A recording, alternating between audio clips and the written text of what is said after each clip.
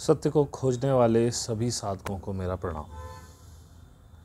बहुत समय से एक वीडियो डालने की सोच रहा था, परंतु समय नहीं मिल पा रहा था। आज का वीडियो थोड़ा लंबा होगा और इसमें कुछ मिली जुली भावनाएं आपको मिलेंगी। कहीं आपको तो मेरा आग्रह है कि इसे पूरा देखिएगा, क्योंकि कहीं आप लो फीलिंग में जाएंगे और फिर आप हाई फीलिंग में जाएंगे। कुछ चीज़ें नई पता चली हैं, लेकिन मुझे पता नहीं मैं किसके साथ शेयर करूं।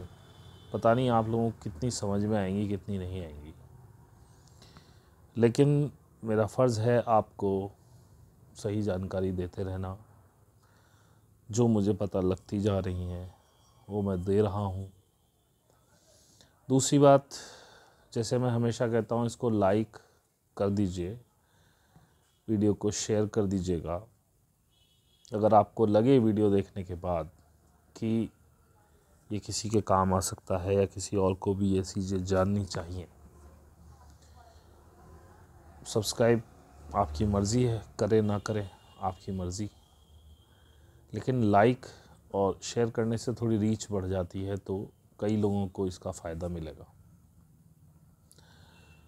और मैं आपको पहले इसमें बता दूं कि जैसे मैं हमेशा कहता आया हूँ, डॉक्टर विलास जगदाले वो बहुत इन्फॉर्मेटिव पर्सन हैं।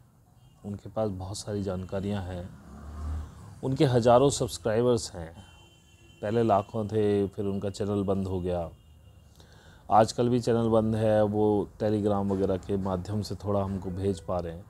उनकी बड़ी इज़्ज़त करता हूँ मैं।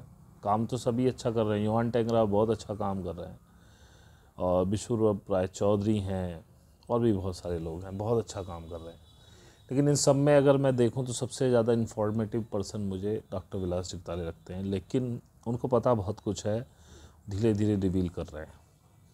बहुत से लोग, मैं आप लोगों से भी गुजारिश करूंगा कि आप उनके चैनल्स को देखिए, उनसे जुड़िए। बहुत से लोग क्या करते हैं, उनको एक एज ए एंटरटेनमेंट लेते हैं, लेकिन मेरी जिज्ञासा उन्हीं से बढ़ी है और मैंने उनको सुना, उसके बाद चीज़ों को खोजा, तो मैं बहुत सारी चीज़ें जान पाया। आज भी बहुत सारी चीज़ें हैं, कुछ अभी लेटेस्ट वीडियो उन्होंने दी हैं, उनसे भी कुछ जानकारी मिली है, कुछ मुझे अपने सूत्रों से मिली है, और भी कुछ चीज़ें चल रही हैं, तो उसके बारे में मैं डिस्कशन करना चाहूँगा यहाँ पर। सबसे पहले तो मैं धन्यवाद देना चाहूँगा उन सब लोगों का जिन्होंने हमारे साथ 21 दिसंबर का ध्यान किया था। जो ऑनलाइन आए या ऑफ़लाइन किया, सभी को मेरा बहुत बहुत धन्यवाद। आप सब मिले और मुझे बड़ा अच्छा लगा कि हमारे ग्रुप के अलावा भी 10-12 लोग एक्स्ट्रा जुड़े थे उसमें। कुछ हमारे ग्रुप के भी 2-3 लोग नहीं जुड़ पाए थे, जो घर पर से ध्यान कर रहे थे। लेकिन कहना चाहिए मेरे हिसाब से, कुछ लोगों का व्यवहार बड़ा अटपटा लगा। वो ग्रुप में ऐसे आए, मतलब लाइव सेशन में हमारे जो ग्रुप के जितने भी साथी जुड़े थे, आपने देखा होगा, जो लोग भी जुड़े थे वहाँ पर, वो आके सबको पहले प्रणाम कर रहे थे। तो एक ग्रीटिंग का तरीका होता है, जब आप किसी से मिलते हैं, किसी लाइव सेशन में जाते हैं, तो एक नमस्कार का आदान प्रदान होता है। वो साइलेंट बैठे रहे, आए, और जैसे ही सेशन ख़त्म हुआ वो उठ के चल दिए। उसके बाद ना कोई बाय, ना कोई धन्यवाद, ना थैंक यू, ना कुछ भी। मतलब मुझे ज़रूरत नहीं है इन चीज़ों की, लेकिन एक एटिकेट होता है। तो इसीलिए हमने अपना ग्रुप बंद किया था, क्योंकि लोग टेकन एज ग्रांटेड आते हैं। लेकिन क्योंकि लाइव सेशन था, ओपन सेशन था, तो हमें किसी से कोई, लेकिन मैं आपके लिए बता रहा हूँ कि ये चीज़ें ज़रूरी होती हैं। ये एक सदाचार की क्रिया है जो सभी को सिखाई जाती है बचपन से। आप किसी से मिल रहे हैं, लोगों के बीच में जा रहे हैं, तो नमस्कार का आदान प्रदान होना चाहिए। और अगर आप जा भी रहे हैं सेशन से, तो कम से कम बोल करके जाइए कि सर ओके, मुझे जाना है, थैंक यू, या नमस्कार। थैंक यू मत बोलिए, प्रणाम ही करके चले जाइए सभी लोगों को। मैं अपने लिए बात नहीं कह रहा हूँ, क्योंकि देखिए, जो भी लोग जुड़े हुए हैं, हम लोगों का आपने देखा होगा, हम ग्रुप में आए, हमारे ग्रुप के सभी लोगों ने सबको प्रणाम किया, चलते हुए भी सबने प्रणाम किया। ये नॉर्मल एटिकेट है जो होना चाहिए। खैर चलिए, मुद्दे की बात पे आता हूँ। बहुत कुछ चीज़ों को लेके बहुत बुरा लग रहा है। सच कहूँ तो अब से 1 घंटे पहले मेरे को ये वीडियो बनाने का हुआ था, लेकिन उस समय मेरी कुछ स्थिति ऐसी थी, मनोदशा कुछ ऐसी थी कि शायद कि मैं रो पड़ता, क्योंकि बहुत सारी चीज़ें ऐसी आने वाली हैं जो आपको रुलाएंगी। और क्योंकि अब कुछ ऐसा नहीं लगता है कि वो रो रहा है तो वो उसकी प्रॉब्लम है, मेरी नहीं है। लगभग सभी से लगता है कि सब लोग हमारे अपने ही हैं। एक वननेस की फीलिंग है कि ये भी कोई और रोएगा तो मुझे भी रोना आता है। तो आपको थोड़ा सा कुछ समझा दूँ तो आप थोड़ा अवेयर हो जाएं। आगे आने वाला समय थोड़ा ज़्यादा कष्टकारक होने वाला है। हालांकि जो 5D असेंशन में लोग हैं उनको घबराने की ज़रूरत नहीं है, क्योंकि उनको प्रकृति उसी हिसाब से ज्ञान देती जा रही है और वो उसी हिसाब से चल रहे हैं ताकि ऐसा कुछ ना हो उनके साथ। तो पहली बात तो ये सुनिए कि आपके आधार कार्ड को अब इलेक्टोरल जो आपका इलेक्शन कमीशन वाला जो वोटर आईडी कार्ड है उसके साथ लिंक किया जा रहा है। बहुत से लोगों को इसमें प्रॉब्लम नहीं दिखती है, लेकिन ये आपकी प्राइवेसी पे सीधा सीधा हमला है। यानी कि इलेक्शन कमीशन के पास, पार्टीज़ के पास आपकी सारी जानकारी होगी, आपके कौन से मोबाइल नंबर हैं, सोशल मीडिया पे आप क्या करते हैं क्या नहीं करते हैं। तो बहुत बहुत सावधान हो जाइए अब तक जो भी आप सोशल मीडिया पे करते आ रहे हैं, क्योंकि ये सब कंट्रोल के लिए हो रहा है। आप अगर सरकार के विरुद्ध जाएंगे, आपकी बिजली कटेगी, पानी कटेगा, गैस सप्लाई कटेगी, सब कुछ, क्योंकि सब कुछ आपके आधार कार्ड से लिंक है। तो या तो सोशल मीडिया प्लेटफॉर्म का उपयोग बंद कर दीजिए, उस पर अपनी राय देना बंद कर दीजिए, अन्यथा बहुत सीमित शब्दों में कुछ प्रकट ही मत करिए। गवर्नमेंट के खिलाफ बोलिए ही मत और विपक्षियों के फेवर में जाइए ही मत। और ऐसा नहीं है कि अगर कल को आप बीजेपी को हटा के कांग्रेस को लाएंगे तो ये नहीं चलेगा, ये चाबुक चलता रहेगा। क्योंकि मैं शुरू से यही मानता हूँ कि कांग्रेस ने सत्ता बीजेपी को दी है क्योंकि वो खुद बदनाम नहीं होना चाहती थी। इस बार 2024 में कांग्रेस आएगी और ये सब काम हो चुके होंगे तो इसका पर्चा फटेगा बीजेपी के नाम पे। काम सारे जारी रहेंगे क्योंकि कोई भी सरकार आपकी नहीं है, कोई आपकी सुनने वाली नहीं है, सब बेवकूफ़ बना रहे हैं आपका। चुनवाए तो वो लोग जाते हैं मीडिया संस्थानों के द्वारा, मीडिया हाइप क्रिएट करेगा, कल को कांग्रेस को वोट दे देंगे आप। तो सोशल मीडिया पे बहुत हिसाब से, जैसे व्हाट्सएप, फेसबुक लिंक है, आपको पता है, इंस्टाग्राम लिंक है, तो इन मीडिया प्लेटफॉर्म्स का इस्तेमाल कम से कम करिए। और जैसे मेरे वीडियोज़ हैं, इस टाइप के वीडियो में कोई प्रॉब्लम नहीं, क्योंकि मैं किसी पॉलिटिकल संस्थान या सरकार के ख़िलाफ़ नहीं बोलता हूँ, ठीक है। और आगे मैं भी अपनी शब्दों को बहुत सीमित करूँगा। ऐसा नहीं कि डरता हूँ, डरता नहीं हूँ, लेकिन अगर आप मेरा ये प्लेटफॉर्म ही छिल जाएगा तो आप तक मैं अपनी बातें कैसे पहुँचाऊँ। मुझे तो कोई आवश्यकता नहीं है, मैं आज भी बंद कर सकता हूँ। तो पहली बात। दूसरी बात, ध्यान कीजिए, प्रोपेगेंडा चल रहा है। पहले 1 लाख की गारंटी थी बैंक फेल होने पर, अब 5 लाख की जा रही है। देखने में आपको बड़ा अच्छा लग रहा होगा कि आपकी सिक्योरिटी बढ़ रही है, लेकिन आप देखिए मोदी सरकार के आने से पहले कितने बैंक फेल हुए थे, उसके बाद कितने बैंक फेल हुए हैं और आगे कितने होने वाले हैं।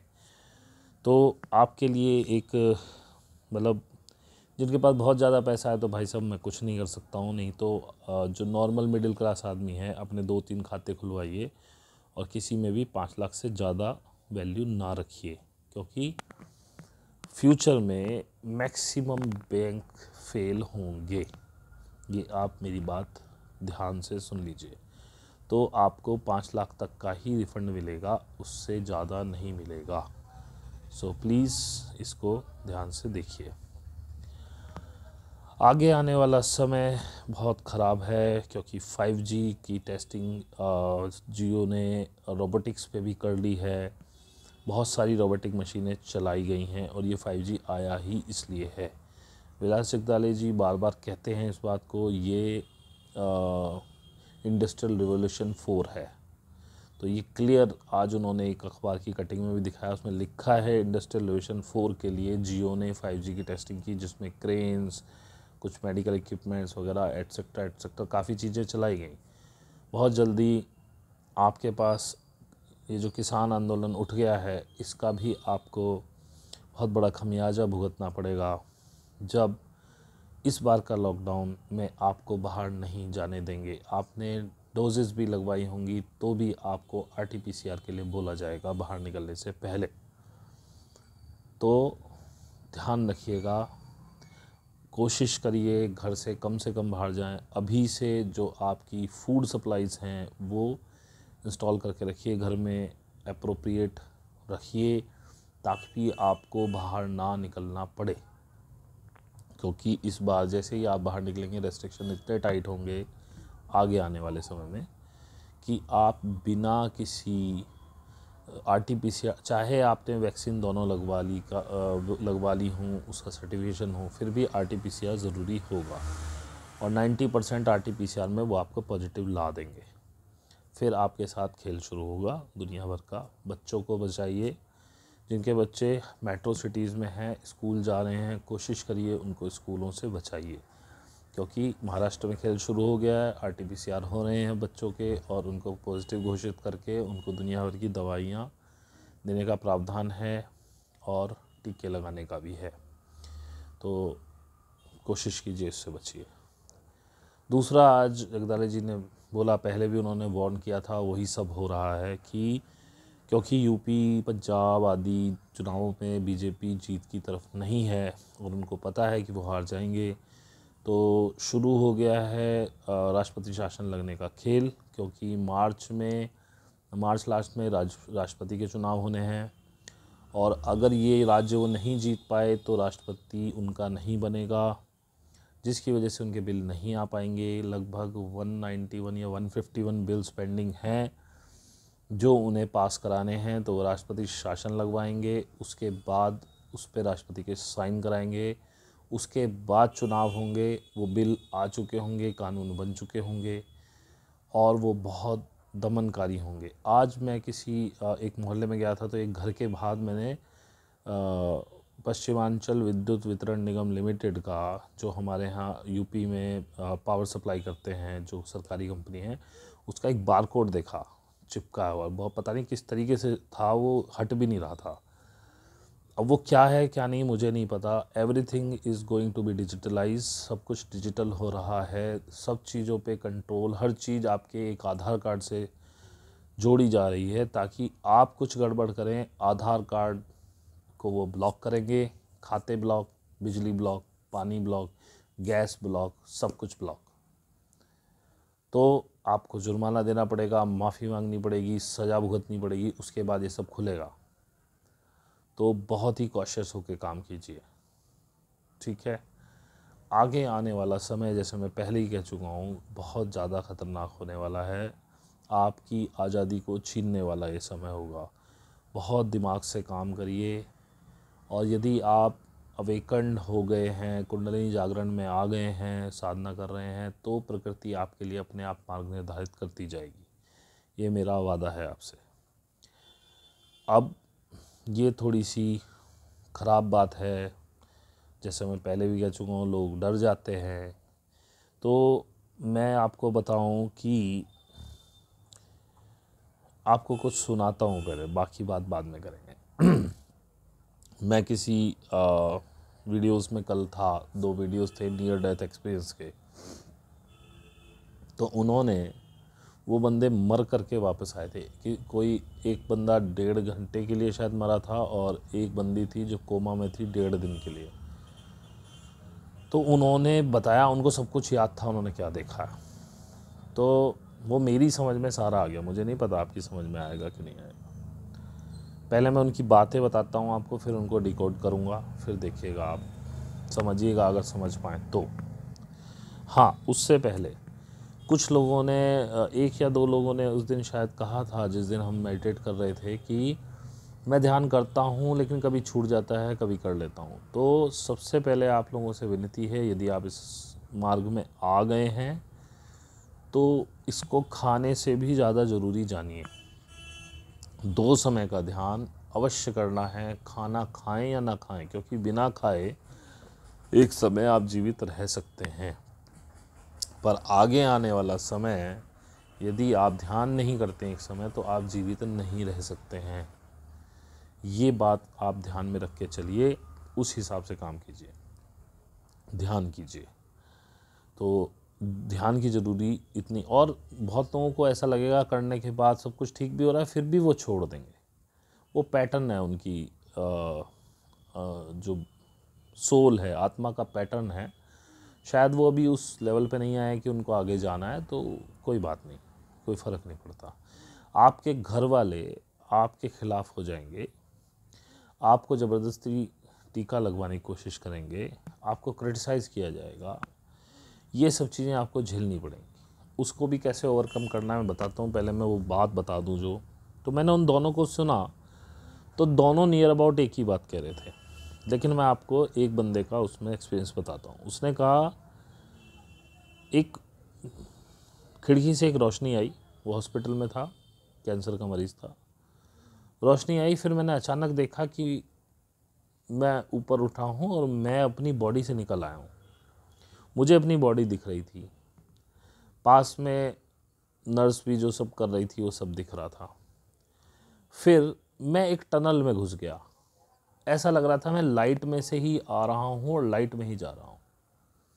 दोनों छोर पे लाइट थी और ऐसे बहुत सारे लोग थे उस टनल में मेरे जैसे। मैं भागता रहा, मैं उसमें चढ़ता जा रहा हूँ, सामने लाइट आ जाती है जिसे हम परमात्मा कहते हैं। तो मैंने परमात्मा से पूछा कि ये सब क्यों, मैं इतना दुखी क्यों था, ये क्या कारण है। तो उसने कहा, कोई जवाब नहीं आया, लेकिन वो लाइट मुझे एक तरह से समझिए कि एक और रियल्म क्या बोलना चाहिए, मतलब एक और जगत में, एक और सृष्टि मिलेगी। वहाँ पे बोला मैंने अपनी आत्मा भी देखी और मेरे सगे संबंधी जिनको मैं जानता था, जिनको मैं नहीं जानता, सबकी, और सभी बहुत प्यार कर रहे थे एक दूसरे से। खुद मैं भी, जिनसे मैं पृथ्वी पे मेरा वैर था, मतलब वो मुझे परेशान कर रहे थे, मैं उनसे ईर्ष्या करता था, या जिनसे प्यार करता था उसकी बात ही अलग है। जो मुझसे ईर्ष्या करते थे, हमेशा मेरे खिलाफ रहते थे, वो भी वहाँ मुझसे प्यार कर रहे हैं। वह जैसे ही मैं वहाँ अंदर घुसा, चारों तरफ प्रेम ही प्रेम। और मुझे इतना अच्छा लगा, मुझे ऐसा लगा कि मुझे कितना प्यार मिल रहा है। मैंने इतना प्यार कभी देखा ही नहीं, महसूस ही नहीं किया। बोले बस वो था। और फिर ये सब देखने के बाद मुझे सब लोग दिख रहे थे और बस मैं वापस आ गया, मतलब।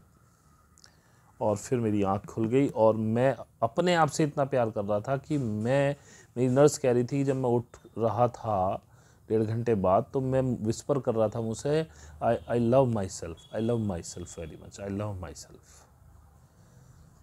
तो ये एक्सपीरियंस था उसका। दूसरी बंदी जो थी, उसका एक्सपीरियंस ये था कि जब मैं उसी जगह पहुंची जहां वो बंदा गया था, वो सब कुछ लवलेस। वो बोल रही कि मेरे फादर के साथ मेरी बहुत प्रॉब्लम रहती थी और मैं अपने फादर से, मुझे उसका गिल्ट भी था कि मैं कहीं अच्छी बच्ची नहीं बन पाई, और उसने शायद अरेंज मैरिज ना करके लव मैरिज करी थी, तो वो भी उसके फादर को अच्छा नहीं लगा। वो कह रही वहाँ मेरे फादर भी मुझसे बहुत प्यार कर रहे हैं। और बोले मेरे को सारे अपने पास्ट प्रेजेंट फ्यूचर सब कुछ साइमल्टेनियसली चलता हुआ दिखा। ये उस बंदे ने भी बताया था। और बोले मेरे को अपनी बचपन की हर चीज़, एकदम कोई चीज़, मैं सब चीज़ें देख पा रही थी किस टाइमलाइन में मैं क्या करूँ, क्योंकि जो लीनियर टाइमलाइन है, जो एक टाइम चलता है सीधा सीधा, जैसे 24 घंटे का दिन होता है, वो यहीं पृथ्वी पर होता है और कहीं नहीं होता। Time is a illusion, time कुछ है ही नहीं। तो असलियत में हम हर समय ज़िंदगी का हर पल जी रहे होते हैं। इसीलिए बहुत से लोग, आपने देखा होगा, कुछ सिद्धि विद्धि करे होते हैं, वो पुरानी चीज़ें आपकी बता देते हैं, क्योंकि वो उस टाइम फ्रेम में जाके देख रहे होते हैं, क्योंकि हर पल रिकॉर्डेड रहता है। पुराना भी जो कर रहे हो और जो आने वाला भी है, वो भी रिकॉर्डेड होता है। तो और उस पहले वाले बंदे ने बताया कि जब उसे कैंसर हुआ था, बोले मुझे वहाँ जाके सब रियलाइज़ हुआ कि मैं अपनी माँ के पेट में हूँ। मैंने देखा मेरे फादर मेरी माँ को बहुत मारते थे, तो वो मैं कैसे अंदर पेट के अंदर कैसे महसूस करता था। तो आप वहाँ से बोले मेरे दिमाग में वहीं से विकृति पैदा हो गई थी और मैं बाहर निकला तो मैं वैसा ही था, मतलब वो प्रॉब्लम आ गई थी मेरे दिमाग में। फिर कैसे कैसे उसने बताया कि कैसे कैसे मुझे ट्यूमर, ब्रेन ट्यूमर वगैरह क्रिएट हुए, क्योंकि वो अपने आप को बहुत गिल्टी महसूस करते थे दोनों ही, और बहुत बुरा भला अपने आप को कहते थे और हर चीज़ में अपनी ही गलती ढूंढा करते थे। ऐसा कुछ वो लोग करते थे, जिसकी वजह से इस बॉडी ने उनको ये ब्रेन ट्यूमर दे दिया। उसको तो बहुत सारे ट्यूमर्स थे उस लेडी को, क्योंकि वो बहुत ज़्यादा कर्ज करती थी, अपने आप को बहुत गिल्टी महसूस करती थी। और यही माता जी भी कहती हैं कि जब आप बहुत ज़्यादा गिल्टी महसूस करते हैं तो आप कैंसर को अपना लेते हैं। और जब वो बंदा वापस आया, दोनों ही अपने आप को प्यार करने लगे थे और ज़िंदगी उनकी बदल गई, उनकी बॉडी ने ही उन्हें क्योर कर दिया। तो एक बात तो बहुत अच्छी तरह से जान लो, आप उस परमात्मा की बनाई हुई अनमोल कृति हो और आपसे सुंदर कोई नहीं है, आपसे प्यारा कोई नहीं। तो औरों को मत देखो, खुद से तो प्यार करो। इस बॉडी को थैंक यू करो कि हे मेरे शरीर, तूने यहाँ तक मेरा साथ दिया, अब जैसे मेरा है मैं बिल्कुल स्वस्थ हूँ, मुझे कोई बीमारी नहीं है। तो I am thanking of my body कि इसने कितना अच्छा मेरा ध्यान रखा है। And I love my self. अपने को प्यार करिए, अपनी बॉडी को प्यार करिए। ये everything is love in this universe. आप इस बॉडी को प्यार नहीं करेंगे, ये दुखी। अभी मैं आपको एक किस्सा बताऊं। मेरा जो बीच वाला बेटा, जैसे मेरा छोटा बेटा पैदा हुआ तो बीच वाले बेटे को भाई माँ से थोड़ा सा अलग होना ही पड़ेगा, क्योंकि अब वो छोटे पे ज़्यादा ध्यान देगी। तो उसको मैं सुलाता था, या उसको कहीं ना कहीं ये बिल्डअप होने लगा उसके दिमाग में कि ये लोग मुझसे प्यार नहीं करते। हुआ क्या, अभी वो 6 साल का हो गया है। अभी इसी गर्मियों में मैं पेट्रोल पंप पे वो भरवा रहा था गैस गाड़ी में। गर्मी हो रही थी, पसीने बह रहे थे, तो मेरे गले में गमछा पड़ा था, मैंने उसका पसीना पूछ दिया। उसको वो बात इतनी प्यारी लगी, उसको लगा कि मैंने उसे प्यार किया है। मतलब हम प्यार तो करते थे, लेकिन उसके दिमाग में कुछ चल रहा था जो हमें नहीं पता था। By the grace of God, जब वो वापस आया, हम वापस आए, तो उसने अपनी मम्मी से कहा कि मम्मी पापा मुझे बहुत प्यार करते हैं, देखो मेरा उन्होंने पसीना पोंछा।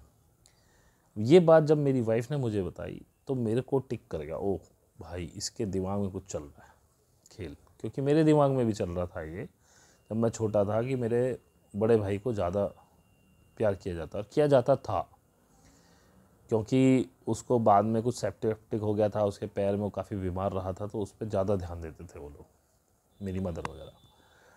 तो मैंने कहा ये तो इसके दिमाग में पनपने लगा। अच्छा, ये वो बीच वाला हमारा बच्चा कुछ पढ़ाई में भी कम दिमाग लगाता था और सब, हम उसको डांटते रहते थे, फिर भी कहीं भी पॉटी कर लेता था, बड़ा भी हो गया था, लेकिन मानता नहीं था, पिटता भी था बहुत। मैंने कहा अरे इसके दिमाग में कुछ गड़बड़ चल रही है। मैंने क्या किया, उस दिन से रोज़ मैं उसको सुबह शाम अपनी छाती से लगाऊं, अपनी गोदी में लूं, उसको पप्पियां दूं, वो मेरे को एक्सचेंज में देता था। ये करते करते करते हमने देखा विद इन 15 डेज़ वो पढ़ाई में अच्छा हो गया, वो हैप्पी रहने लगा और बड़ी मस्ती से ज़िंदगी। तो मेरे को ये बात समझ में आई कि भाई लव इज़ द की। अभी मैं अपने तीनों बच्चों को लगभग, मतलब वो बीच वाले को तो मेरे पास होता है तो मैं रोज़ रात को करता हूँ, उसको गोदी में बिठा लेता हूँ, थोड़ी देर हम बस मुश्किल से 1 मिनट मस्ती करता हूँ उसके साथ। छोटे वाले को भी उठा लूँगा गोदी में, प्यार करूँगा, बेटी को भी करूँगा, तो ये लोग बड़े खुश रहते हैं। मेरे बच्चे बहुत अच्छे, मतलब बहुत पॉजिटिव रहते हैं और दे आर ग्रोइंग। क्योंकि मैं बताऊँ, आपके बच्चे को दूध ना मिले चलेगा, खाना पौष्टिक ना मिले चलेगा, उसकी लव की खुराक पूरी करते रहो, आप देखो वो कैसे ग्रो करेगा। तो प्यार हर समय करो, हर एक से, अपने आप से भी करो और गिल्टी कभी फील ना करो। क्योंकि मैं आपको बताता हूँ एक चीज़, जो वो उस लेडी ने भी मुझे बताई, कि जो हमें लगता है कि हमारी लाइफ में इम्परफेक्ट हुआ है, उसका कारण हम नहीं हैं। क्योंकि आप ये देखिए कि जैसे एक कपड़ा बुना जाता है ना, उसमें एक धागा नीचे, कभी ऊपर, कभी इधर, तो ऐसी लाइफ है। वो कभी आपको डाउनफॉल पे ले जाएगी, कभी आप अप साइड जाएंगे, ऐसे। तो आप उस समय पे हो सकता है ये सोचें कि मेरे साथ गलत हुआ, या मैंने गलत किया, यहाँ मैं गलत था, या उसने मेरे साथ गलत किया। लेकिन आपको मैं पहले से बता दूँ, एवरीथिंग इज़ रिटन। पहले से तय क्या क्या होना आप नहीं कर सकते कुछ भी। लेकिन जब आप वो जो कपड़ा जब बुना जा रहा होता है आपकी लाइफ में, तो आपको सब लगता है। लेकिन जैसे ही जब वो फैब्रिक कंप्लीट हो जाता है, जब आप उसको देखेंगे ना एज ए होल, तो आपको लगेगा यार ये तो सर्वश्रेष्ठ कृति है, क्योंकि ईश्वर ने वो पैटर्न पहले से डिज़ाइन किए हुए हैं।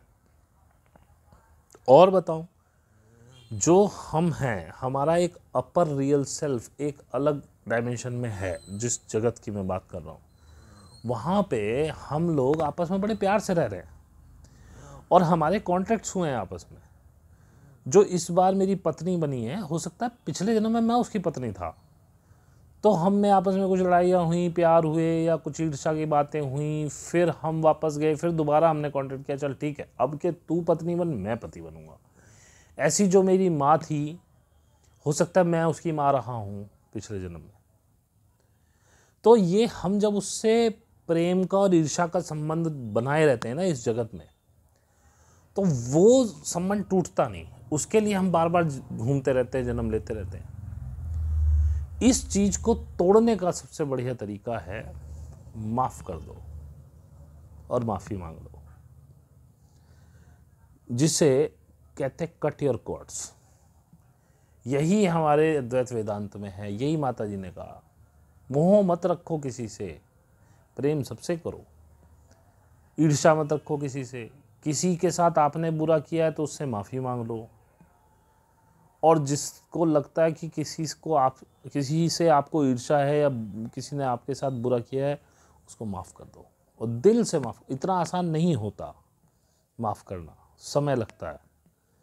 मुझे 1 साल हो गया माफ़ करते करते, अपनी मदर को, अपने ब्रदर को, बाकी रिश्तेदारों को तो कर दिया। लेकिन अब जाके मैं कह सकता हूँ कि हाँ, अब मुझे उनसे कोई टीस नहीं है, लेकिन अभी प्रेम नहीं हुआ। मैं हर बार यही कहता हूँ, जब तक मेरी परिकाष्ठा, मेरी अपना टेस्ट ये है, जिस दिन मैं अपने भाई और अपनी माँ से प्यार करने लगूँगा ना, अनकंडीशनल लव, तब मैं मानूंगा कि मैं परफेक्ट हूँ मैं। लेकिन ये आप कर नहीं सकते हो। आप सिर्फ कुंडलिनी माँ से बोल सकते हो कि मुझे ये आशीर्वाद करो कि मैं ये कर पाऊँ, करवाएगी तो वही। जब आप इसको छोड़ोगे ना, ये सब करोगे, देखना लाइट हो जाएगी लाइफ बहुत। और ये कॉन्ट्रैक्ट्स जैसे ही टूट जाएंगे ना, आप असेंशन की तरफ चल जाएंगे। ये बात हुई स्पिरिचुअल।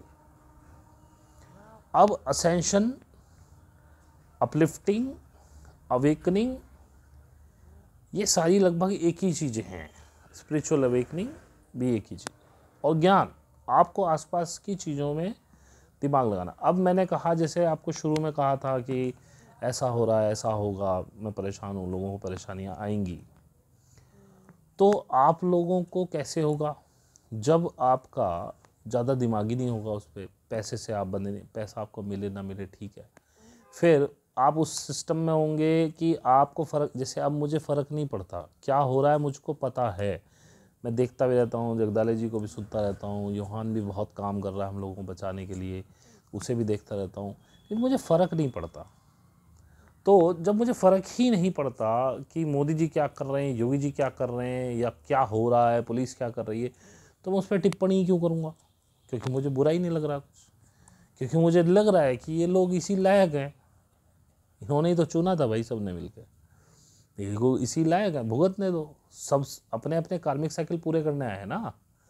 तो जैसे ही आप इन सब से छूट जाते हो और डिवाइन के साथ आपका कनेक्शन हो जाता है, तो आप हर जगह से प्यार से निकलते चले जाते हो, क्योंकि आप मैट्रिक्स में नहीं हो, you are out of matrix. जैसे ही आप मैट्रिक्स से आउट हो जाते हो, ये सारी प्रॉब्लम्स खत्म हो जाती हैं। तो आपके लिए तो प्रकृति खुद से ही राह बनाएगी ना। लेकिन अगर आप चिपके रहोगे कि मैं अपनी माँ को भी लेकर चलूँ, अपने बाप को भी लेकर चलूँ, अपने पति को भी लेकर चलूँ, अपने भाई को भी लेकर चलूँ, वो नहीं आएंगे भाई। कह के देख लो, जैसे मैं कहता हूँ, आते हैं तो ठीक है, नहीं आते तो ठीक है, अपने रास्ते पे चलो, क्योंकि एवरीवन इज इंडिविजुअल। यहाँ कोई किसी के साथ ना आया ना जाएगा। जिस पति को आप इतना प्यार करते हैं, आप मर जाओगे अगर बहुत छोटी उम्र है, कई लोग बड़े उम्र में भी दूसरी शादी कर लेंगे। आपकी पत्नी मर जाएगी तो शादी कर लोगे, पति मर जाएगा तो पत्नी कर लेती है। काहे का प्यार है भाई? मैं तो अपनी लाइफ में जी रहा हूं। घर में पैसे देने बंद, पिछवाड़े पे लाद, घर से बाहर। पैसे दे रहे हो तो आपकी 4 बातें सुनी जाएंगी। आज परमात्मा ने मुझे ऐसी सिचुएशन में रख दिया है कि मैं बहुत अच्छी पोजीशन में हूँ, लेकिन उसके लिए कम पापड़ नहीं बेले। लेकिन जिसे कहते हैं हारिए ना हिम्मत, बिसारिए ना राम। बस परमात्मा की कृपा से चलते रहे और अपनी तरफ से बुरा नहीं सोचा। हालांकि कई बार आया दिमाग में, गुस्से में आ जाता है, अब तो खैर नहीं आता, तब आ जाता था। लेकिन फिर भी मतलब बस वो आया और एक मतलब आंधी सी आई, तूफान सा आया दिमाग में, ऐसा कर दूंगा वैसा कर दूंगा, फिर पीछे हट गया, नहीं किया। छोड़ो, जो वो कर रहे करने दो, मैं अपने हिसाब से चलूँगा। तो भाई साहब, आप सबसे पहले तो अपना कनेक्शन काटिए लोगों से। मैं ये नहीं कह रहा हूँ घर छोड़ दीजिए, उनकी इज्जत मत करिए, उनकी सेवा मत करिए, सब कुछ करिए, लेकिन आप इतने बेचैन ना हो कि मेरी माँ मर गई तो मैं कैसे जीऊँगा, मेरी पत्नी मर गई तो मैं कैसे जीऊँगा, मेरे बच्चे मर गए तो कैसे जीऊँगा। सबसे पहले ये मोह ख़त्म कीजिए। जैसे ही ये मोह ख़त्म होगा, आप मैट्रिक्स से बाहर। कुंडलिनी जागरण कीजिए, इसको लाइफ की सबसे इम्पोर्टेंट चीज़ बनाइए। खाना मत खाइए एक समय, ज़्यादा प्रॉब्लम है तो, मरेंगे नहीं, लेकिन ये मान के चलिए आगे वाला समय ऐसा है, अगर आप साधना नहीं करेंगे तो मारे जाएंगे। साधना से ही आपका उत्थान संभव है, आपका असेंशन संभव है, इस प्रकृति के साथ तालमेल संभव है। आने वाला समय बहुत अच्छा आ रहा है, बहुत अच्छा, आप सोच नहीं सकते। लेकिन वो जो प्रेजेंट किया जा रहा है अभी आपके सामने, वो बड़ा डार्केस्ट वे में प्रेजेंट किया जा रहा है आपको परेशान करने के लिए, क्योंकि ये उनका लास्ट मोमेंट है। अगर अभी नहीं तो कभी नहीं वाला सवाल है उनके सामने। उनको भी पता है कि वो ओवरकम तो नहीं कर पाएंगे, लेकिन वो कोशिश तो कर रहे हैं ना। तो पहली बात तो ये समझ लीजिए, जो एलियंस को नहीं मानते उनको अपने मतलब अपने यहाँ होने पे भी विश्वास नहीं होना चाहिए। आप यहाँ हैं क्योंकि एलियंस हैं। अगर एलियंस थ्योरी आपकी समझ में नहीं आ रही है तो सर आप मेरा चैनल छोड़ जाइए, आपकी समझ में कुछ नहीं आने वाला। एलियंस आएंगे, वो बहुत अच्छा संसार बसाने वाले, लेकिन उससे पहले हाहाकार मचेगा, क्योंकि पृथ्वी अपना 25,900 साल का साइकिल पूरा कर रही है। आपका north pole, magnetic north pole shift हो रहा है, और ये लगभग सितंबर अक्टूबर 22 तक शिफ्ट होगा पूरा। एक मिनी आइस एज आएगी। इसके अंदर क्या होता है, तूफ़ान बहुत आते हैं, सुनामीज़ आती हैं, भूकंप आते हैं। तो ये सब होने वाला है और हो रहा है। अभी देखिए कि रशिया में कितना भयंकर तूफान आया हुआ है बर्फ़ का। तो ये प्राकृतिक जनित भी हैं। हार्प और डार्पा तो, हार्प तो अलग है ही है, हार्प टेक्नोलॉजी तो है ही है, लेकिन ये प्रकृति जनित भी होगा, क्योंकि ये समय ही ऐसा है। और ये देखिए, अभी उम्र 21 साल कर दी गई लड़कियों की शादी की। क्यों? क्योंकि एक तो वैसे ही ये लगवाने के बाद आपका बच्चे पैदा करना बहुत मुश्किल है। कुछ वो खुद से डिले कर रहे हैं क्योंकि पॉपुलेशन कंट्रोल करना है। तो खैर, अब नेगेटिव बातें ज़्यादा नहीं करते, अब पॉजिटिव पे चलता हूँ। पॉजिटिव ये है कि जब एलियंस आएंगे तो अभी गैलेक्टिक अलायंस से भी एक मैसेज था, रात में चैनल्ड मैसेज था कि गैलेक्टिक अलायंस में जितने भी एक्स्ट्रा टेरेस्ट्रियल अलग प्लैनेट्स के लोग शामिल हैं, उनसे अलग भी जितने प्लैनेट हैं जो अलायंस में नहीं है, वो भी पृथ्वी के इन चीज़ों पर नज़र बनाए हुए हैं, और वो उनके साथ हैं गैलेक्टिक अलायंस के, हमारी हेल्प करने के लिए रेडी बैठे हुए हैं। और अगर आपको समझना है तो एवेंजर्स एंड गेम देख लीजिएगा। उसमें लास्ट में जैसे पोर्टल खुलते हैं और बहुत सारे अलग अलग तरह के निवासी उसमें घुसते हैं और वो लड़ते हैं, यही होगा। एक समय पे जब बहुत ज़्यादा अंत हो जाएगी और जब गैलेक्टिक अलायंस को लगेगा कि नहीं अब करो। हमने 21 दिसंबर को क्या किया, यही तो किया। क्योंकि भाई गैलेक्टिक अलायंस के इनके जो ईटी टर्म है ना, एक्स्ट्रा टेरेस्ट्रियल, उसको पता है आपको CIA क्या किस संदर्भ में यूज़ करता है? वो ईटीज़ उनको कहता है जो सिर्फ यहाँ आते हैं, वॉच करते हैं, चले जाते हैं, जो यहाँ इंटरफेयर डायरेक्ट नहीं करेंगे। ये टर्म है ईटी की, नहीं तो वो एलियंस बोलते हैं। तो हमने 21 दिसंबर को यही तो किया था कि उनसे बोला था भाई आप आइए, क्योंकि वो डायरेक्ट नहीं कर सकते हैं इंटरवेंशन। केवल जब मेल्डेक को ख़त्म किया गया और जब मंगल ग्रह पे भी परमाणु युद्ध हुआ सतह पे, आज भी मंगल ग्रह में अंडरग्राउंड बस्तियां हैं, वहाँ लोग जीते हैं, तब गैलेक्टिक फेडरेशन ने ये बोला कि ठीक है आप इस पे और यहाँ 1950 में जो हिरोशिमा नागासाकी पे जो एटम बम गिरा, तब उन्होंने कहा कि यार ये तो पृथ्वी पे भी शुरू हो गया, अब ये इसको भी बर्बाद कर देंगे। तब उनको बोला गया कि भाई अब आप इंटरवेन कर सकते हैं कि कोई प्लैनेट ख़त्म ना हो इसकी वजह से। तो आप देखेंगे उसके बाद कोई परमाणु बम कहीं नहीं गिरा आज तक। ऐसी बात नहीं है कि शूट नहीं हुए, कई बार शूट करने की कोशिश की गई है। यहाँ तक कि अमेरिका ने नासा ने चांद पे भी परमाणु बम डालने की कोशिश की थी, शांति वो क्या था, कोल्ड वार थी क्या थी पता नहीं, उसके दौरान अपनी शक्ति दिखाने के लिए, लेकिन वो भी ख़त्म कर दिया गया रास्ते में। कोई भी परमाणु मिसाइल नहीं चल पाती है। अंडरग्राउंड परीक्षण तो हो जाते हैं, लेकिन ओवरग्राउंड कुछ नहीं होता है, होगा भी नहीं, क्योंकि उसमें वो डायरेक्ट इंटरवीन करते हैं। और ऐसे ही जैसे हमने उनसे बोला है, जब एक लिमिट हो जाएगी तब वो डायरेक्ट इंटरवीन भी करेंगे। और यकीन मानना, वो लोग सिर्फ उन लोगों को पसंद करते हैं जो इस वैक्स से बचे हुए हैं, क्योंकि उनको पता है यही अवेकन्ड लोग हैं, बाकी तो सब मुर्दे हैं, ये तो गुलाम हैं, जैसे चाहोगे वैसे कर लेंगे। टीवी कम से कम देखिए, ना ही देखें तो बढ़िया है। अखबार अगर आप बहुत अवेकन्ड हैं तो पढ़ सकते हैं, क्योंकि आपको पता होना चाहिए जो आप देख रहे हैं उसका मतलब क्या है।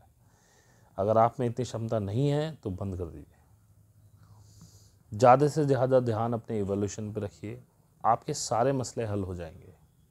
जो कोई ये सोचता है ना कि मैं ध्यान नहीं कर पा रहा हूँ क्योंकि मेरे को पढ़ाई करनी है, मेरे पेपर आ रहे हैं, आप ध्यान मत छोड़िए, आपका माइंड इतना शार्प हो जाएगा कि आप पेपर देखिएगा कैसे मलाई निकल के जाता है। बिना पढ़े तो नहीं होगा भाई साहब, लेकिन हाँ 1 घंटे आप खेलकूद भी तो करते, ध्यान कर लीजिए। उस ध्यान से आपका कंसंट्रेशन इतना तेज हो जाएगा कि जो आप पढ़ेंगे वो याद हो जाएगा, और ऐसा याद हो जाएगा जब आप लिखने बैठेंगे ना, आपको पता नहीं चलेगा कहाँ से निकल के आ रही हैं ये सारी चीज़ें। मैं अपना एग्जांपल देता हूँ। मैं कंप्यूटर नेटवर्क्स का बंदा हूँ, जॉब करता हूँ अभी भी। पहले एक कंपनी में था, तो उसमें हमको क्लाउड पढ़ाया जा रहा था।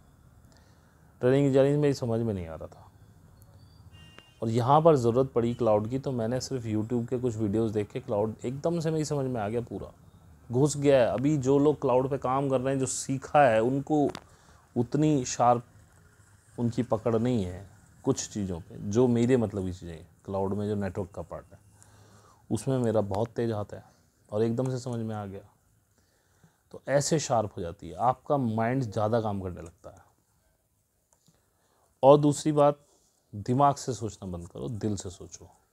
रोज़मर्रा की चीज़ों में जो काम अच्छा लग रहा है उसे करो और खुश रहो। पानी RO का मत पियो, टैप वाटर पियो। बॉम्बे जैसे शहर की बात नहीं कर रहा हूँ, वहाँ पे तो स्टोर करा हुआ पानी आता है। अगर RO ही पीना पड़ रहा है तो उससे पहले मटके में रख लो मिट्टी के, तो उसमें सारे मिनरल्स आ जाएंगे। और दूध पीने के लिए वैसे मैंने मना किया, लेकिन आप हल्दी का दूध पी सकते हैं। प्रेग्नेंट वुमेन ना पिएं हल्दी का दूध, क्योंकि मिसकैरेज होने का खतरा रहता है। बाकी हल्दी के दूध से क्या है, हल्दी से आपकी जो थर्ड आई जो पिनियल ग्लैंड है उस पर जो कैल्सिफिकेशन है उसको वो हटाती है, और हल्दी डालने के बाद दूध की फ्रीक्वेंसी भी बढ़ जाती है। तो हल्दी का दूध पीजिए, सर्दियों में तो खासकर बहुत अच्छा है। और अपनी माँओं से ज़रा सावधान रहिएगा, माँ हमेशा बोलती हैं हल्दी गर्म है, और लड़कियों को बादाम नहीं है, बादाम गर्म है। पहली बात तो आप कैलिफोर्निया आलमंड खा रहे हैं, उसको आप 100 बादाम भी खा जाएँ तो उसमें घंटा की गर्मी नहीं है, तेल निकला हुआ है। गुलबंदी खाइए, मामरा बहुत महंगा है, कोई अफोर्ड नहीं कर सकता, तो कम से कम गुलबंदी बादाम खाइए, तेल होता है उसमें। तो उनको ये समझाइएगा कि एक पैरासीटामोल की टैबलेट जो है ना, वो 100 बादाम से भी ज़्यादा गर्म होती है। जब आप वो खा सकते हैं तो हल्दी का दूध क्यों नहीं पी सकते? प्योर चीज़ें खाइए। आजकल तो मैं गाजर का जूस ज़्यादा पीता हूँ। गाजर, चुकंदर, आंवला, धनिया, अदरक, ये सब मिला के डेली पीता हूँ 1 बड़ा गिलास। कीनू का पीता हूँ, कीनू खा भी लेता हूँ। कीनू थोड़ा सा खाने में मुझे अजीब लगता है। संतरा तो अच्छा लगता है मुझे खाने में, तो संतरा तो हम खाते ही थे, लेकिन कीनू का मैं जूस निकाल के पीता हूँ। तो मेरा पैटर्न तो खैर चेंज है, एक टाइम जूस है, एक टाइम खाना है, बात ख़त्म। लेकिन मैं रोकता नहीं अपने आप को। अगर कभी मुझे सेकंड टाइम भूख लगती है थोड़ी मोड़ी, तो मैं खा लेता हूँ, अपने आप को फोर्स नहीं करता। तो सात्विक खाना खाइए, सेंधा नमक खाइए, उसमें सारे मिनरल्स हैं। आपको पता है ये टाटा नमक क्या है? एक फैक्ट्री है जिसका नाम है टाटा केमिकल्स। वहाँ पे वो कुछ केमिकल्स बनाते हैं, तो जब केमिकल्स की क्रिया होती है, तो यदि कोई साइंस का स्टूडेंट हो, उसे पता होगा, जब अम्ल और क्षार यानी कि एसिड और बेस यदि मिलाया जाता है बराबर मात्रा में, तो उसमें वाटर और पीछे बनता है लवण। लवण यानी कि नमक, नमक यानी NaCl। तो ढेर सारा ये नमक टाटा जो है अपना समुद्र में फेंका करता था, क्योंकि ये भी फ्री मैसनरी है। तो इसको दिमाग में आया, खोपड़ी लगाई, तो इन्होंने भाई सरकार को बहुत पैसा दे दिया। ये जो केमिकलाइज्ड फार्मूले से निकला हुआ जो सॉल्ट होता था, इसको इन्होंने बहुत हाई टेम्परेचर पे सुखाया, उसमें आयोडीन मिलाई और एक वो चलवा दिया कि आयोडीन नमक, आयोडीन नमक। हुआ क्या, एक तो ये अम्ल जो है, ये नमक जो है अम्लीय है, यानी एसिडिक है। तो आपने देखा होगा अभी क्षारीयता की भी बहुत सारी बातें कर रहे हैं, कम एसिडिटी की बात कर रहे हैं, कम पता नहीं सोडियम की बात कर रहे हैं अभी टाटा वाले भी। वो भी एल्कलाइन नहीं है, जबकि सेंधा नमक एल्कलाइन होता है, क्योंकि ये पहाड़ों में मिलता है, ये नेचुरल नमक है। तो ये एसिडिक नमक, और एसिडिटी जितनी आपके अंदर बढ़ेगी उतनी आप बीमारियों का घर होंगे। और ऊपर से आयोडीन जो कि बहुत जहरीली है। जितनी आयोडीन हमारे शरीर को ज़रूरत है, उतनी सेंधा नमक, हरी सब्जियां, दाल, इन सब में छोटी मोटी मात्रा मिल जाती है, क्योंकि बहुत थोड़ी सी ज़रूरत होती है शरीर को, उससे कहीं ज़्यादा आपके टाटा नमक की थैली में आता है। उस आयोडीन से आपकी प्रॉब्लम हो रही है। एसिडिक नमक आपकी हर चीज़ को एसिडिटी में बदल दे रहा है। अगर आप सेंधा नमक खाते हैं तो सारी चीज़ें आपकी बेस पे रहती हैं, यानी क्षारीय रहती हैं। स्टमक में एसिड होती है, वहाँ खेल क्या होता है, जैसे आपका फूड जाता है, वो एसिड उसको फाड़ती है, अलग अलग प्रोटीन्स वहाँ से निकलते हैं, फिर वो लीवर में जाता है, लीवर उसमें से रस निकाल के ब्लड का निर्माण करता है, फिर वो छोटी आंत में जाता है। असली पाचन छोटी आंत में होता है। अगर आप एसिडिक चीज़ें ज़्यादा खाते हैं तो आपके अम्ल में और उबाल आता है, तो नीचे एक वॉल्व होता है, वो खुलने लगता है और वो खट्टा खट्टा गंदा पानी वो मुंह में आने लगता है। वो अगर कभी कभार आ जाता है महीने में एक आध बार या 2 महीने में एक बार, कोई ज़्यादा प्रॉब्लम नहीं है, लेकिन जब वो अंदर आता है तो इस नली को जलाता है, और यदि वो बहुत ज़्यादा जलाने लगे तो ये नली ख़राब हो जाती है, अल्सर, कैंसर, पता नहीं क्या क्या होने लगता है। इसीलिए ज़्यादातर क्षारीय चीज़ खानी चाहिए। उससे क्या होता है, ये अम्ल शांत रहता है, और फिर वो आगे जब आंतों में जाती है और वो क्षारीय चीज़ होती है, तो आंतों में जो पाचन होता है वो सारा क्षारीय ही होता है। तो जितना क्षारीय चीज़ आप आंत में डालेंगे वो और अच्छा पाचन करेगी, आपका पेट अच्छा रहेगा, साफ़ रहेगा, और पेट साफ़ होने के बाद आपकी बहुत सारी बीमारियां ख़त्म हो जाएंगी। ब्लड में आपकी अम्लीयता नहीं होगी, क्षारीयता होगी, तो आपको बहुत सारी बीमारियां तो वैसे ही नहीं लगेंगी। अगर आपका ब्लड अम्लीय है तो बाहर की बीमारियां, बैक्टीरियाज आपको ज़्यादा इम्पेक्ट करते हैं। यदि आपका ब्लड क्षारीय है तो आपको कोई इम्पेक्ट नहीं करता। ये मैंने आपको जीवन जीने के लिए बहुत अच्छी चीज़ बता दी। सुबह सुबह उठिए, सुबह सुबह जो बासी मुँह की लार है, बिस्तर छोड़ने से पहले कम से कम 1 गिलास पानी एक एक घूंट करके कुल्ला कर करके मुंह में अंदर पीते जाइए, क्योंकि उसका जो क्षारीयता है वो वर्ल्ड में सबसे ज़्यादा क्षारीय पदार्थ है सुबह की लार। 10 होती है शायद, -10 या +10 कुछ ऐसे होती है क्षारीय, वो आप देख लीजिएगा, वही वैल्यू है उसकी। जैसे ही वो पेट में आती है, जो अंदर का अम्ल है शांत हो जाता है, तो एसिडिटी की प्रॉब्लम ख़त्म हो जाती है। और तले हुए भुने हुए का ज़्यादा प्रयोग ना कीजिए, क्योंकि आप जो भी चीज़ तल देते हैं वो एसिडिक हो जाती है। हाल हम तो हर चीज़ तल के बनाते हैं। कोशिश कीजिए सब्जियां इस तरह से बनाई जाएं कि ज़्यादा कम से कम तला जाए ही ना, तो बढ़िया है। भाप में बने ज़्यादा चीज़ें, उबल के बने ज़्यादा चीज़ें, वो ज़्यादा अच्छी हैं। अनाज मोटा खाइए, गेहूं का आटा कम, बाकी अनाज ज़्यादा होने चाहिए। रोटी थोड़ी टाइट बनेगी, मोटी बनेगी, ताज़ी खानी पड़ेगी, वो रख के नहीं खा सकते उसको। मुलायम चीज़ों पे ज़्यादा ना जाइए, ब्रेड वगैरह कम खाइए, ना ही खाएं तो अच्छा है।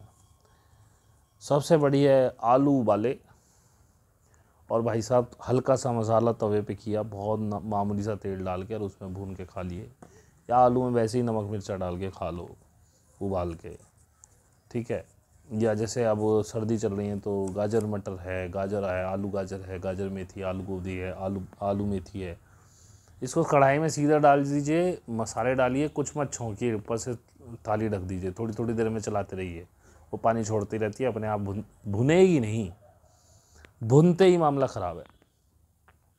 जहाँ वो कढ़ाई में छुस छुस की आवाज़ आई ना, ख़त्म है। कोशिश कीजिए अच्छा खाने की, स्वस्थ रहेंगे तो अच्छे रहेंगे। पैसा बचाना है, स्वस्थ रहेंगे तो आगे पैसा कम लगेगा आपके इलाज में। तो यही कुछ छोटी मोटी बातें मुझे आज आपसे करनी थी। थोड़ा बुरा भी लग रहा है आने वाले समय के लिए, लेकिन हमें पता है जो हमारी सोल फैमिली है वो सभी बहुत ही अच्छे रहने वाले हैं, उनको कोई प्रॉब्लम नहीं होगी। साधना के अगर आप पथ पे हैं तो यू विल बी हाई, लेकिन आपको हर कोई परेशान करेगा जो 3D में है। आपके खुद की हस्बैंड, खुद की वाइफ, खुद के बच्चे, खुद की पत्नी, खुद की माँ, खुद का बाप, खुद का भाई, चाचा, ताऊ, सब परेशान करेंगे। लेकिन साधना नहीं छोड़ना, सारे रास्ते क्लियर होंगे अपने आप। मुझे आज बड़ा अच्छा लगा, मेरी वाइफ ने बताया, मेरे एक पड़ोसी हैं, काफ़ी दिन पहले मैंने उनको वैसे ही समझा रहा था बहुत लोगों को कि ये मत लगवाना वैक्सीन, उन्होंने समझ लिया, उन्होंने नहीं लगवाया। वो कल मेरी वाइफ के पास आए कि भाभी जी हमने नहीं लगवाया और अब बड़ी परेशानी आ रही है, क्या करें। तो वाइफ ने कहा देखो ढूंढो कहाँ से आप जुगाड़ कर सकते हो, नहीं तो फिर यूहान टेंगरा वाला रास्ता है। तो बड़ा अच्छा लगा कि लोग कुछ, चलो एक आदमी ने सुनी, एक और है, एक और भी मुझे पता, 2 और की पता है। तो मेरी रोड पे 3 हम घर ऐसे हैं जिनमें ये सब नहीं है। अब पता नहीं और कितनों ने सुनी, कितनों ने नहीं सुनी। तो मैं बता रहा हूँ 60% ख़राब नहीं है, 40% वायल्स ख़राब है, क्योंकि 100% ख़राब होती तो हाहाकार मच जाता। और US UK में जाएंगे तो, लेकिन वो जो ख़राब नहीं है वो भी मीठा जहर है, वो लंबे समय में काम करेगा। यदि आप कुंडलनी जागरण करते हैं तो शायद मैं कह सकता हूँ कि वो बचा लेगी आपको, लेकिन फिर भी शायद, क्योंकि मैंने कोई प्रैक्टिकल नहीं किया है, मैं आपको लिखित में कोई गारंटी नहीं दे सकता हूँ। लेकिन वैसे भी तो आपके पास कोई चॉइस नहीं है ना, तो उसी को कर लो। बाकी और तो कुछ दिमाग में आ नहीं रहा, बहुत सारी चीज़ें आती है बीच बीच में दिमाग में, लेकिन हर समय वीडियो बनाना संभव नहीं होता। और जो बात मैंने आपको बताई अपनी आत्मा ये सब की, पता नहीं आप लोग कितना उससे कोरिलेट करेंगे। दूसरी बात सबसे बड़ी, वीडियो ख़त्म करने से पहले, मैं जो भी बता रहा हूँ यदि आपको रेजोनेट कर रहा है, आपकी अंतरात्मा कह रही है ये ठीक है, क्योंकि उसको मैं आपको कोई प्रैक्टिकल साक्ष्य नहीं दे सकता हूँ इन बातों का। अगर आपको प्रैक्टिकल करना है तो साधना कीजिए, और 8th चक्रा पे आप जैसे ही पहुँचेंगे ये सब आपको दिखेंगे। तो या तो वहाँ जाके देखिए, मैं भी नहीं पहुँचा हूँ अभी तक, मैं भी नहीं बता सकता हूँ। और अगर विश्वास नहीं आ रहा है तो छोड़ दीजिए, पर प्लीज़ कमेंट मत कीजिए उल्टा सीधा कोई भी, हालांकि भगवान की कृपा से किसी ने नहीं किया आज तक, मैं बिना मतलब झूठ नहीं बोलता। लेकिन अगर किसी को अंदर से समझ में नहीं भी आ रही है तो उसको गुस्सा आ रहा है कि ये आदमी क्या बोल रहा है, तो छोड़ दे भाई, मैंने कौन सा ज़बरदस्ती तेरे से कह रहा हूँ कि तू मान मेरी बात। तो मैं तो पहले ही कह रहा हूँ, अगर आपको रिजोनेट कर रही हैं तो ही मानिए, अगर आपकी अंतरात्मा गवाही दे रही है कि आदमी ठीक बोल रहा है तो मानिए, नहीं तो मत मानिए। पता नहीं कौन लोग 50 मिनट तक यहाँ आएंगे जो सुनेंगे इसको पूरा, और लाइक कमेंट तो बहुत ही कम आते हैं, पर चलिए कोशिश कीजिए ज़्यादा से ज़्यादा हो जाए तो, क्योंकि अब मैं लास्ट पड़ाव पे कह रहा हूँ तो यहाँ पर तो वही लोग पहुँचेंगे जिनको समझ में आ रही होंगी, बहुत से लोग तो छोड़ के जाएंगे, चले जाते हैं बीच में। तो आज के लिए इतना ही, आगे कुछ समझ में आएगा तो बताऊँगा। बहुत बहुत धन्यवाद, प्रणाम।